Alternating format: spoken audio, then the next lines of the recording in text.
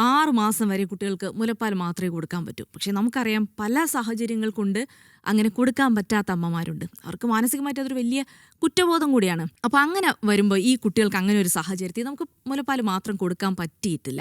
മറ്റ് ഫുഡുകളൊക്കെ നമ്മൾ ഈ ആദ്യത്തെ 6 മാസത്തിനുള്ളിൽ ഇൻട്രൊഡ്യൂസ് ചെയ്യേണ്ടി വരുന്നു, ഫോർമുല മിൽക്കൊക്കെ.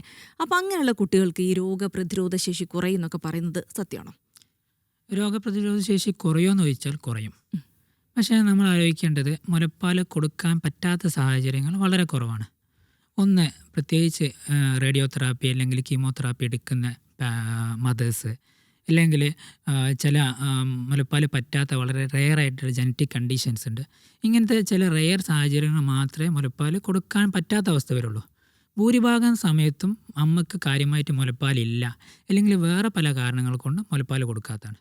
അതിനെക്കുറിച്ച് നമ്മൾ പറയുന്നതിന് മുമ്പ് നമ്മൾ മുലപ്പാലിൻ്റെ പ്രാധാന്യം, ആദ്യത്തെ 6 മാസം കുട്ടിക്ക് മുലപ്പാലിന് കൊടുക്കുന്നതിന് പ്രാധാന്യം എല്ലാവരും അറിഞ്ഞിരിക്കണം.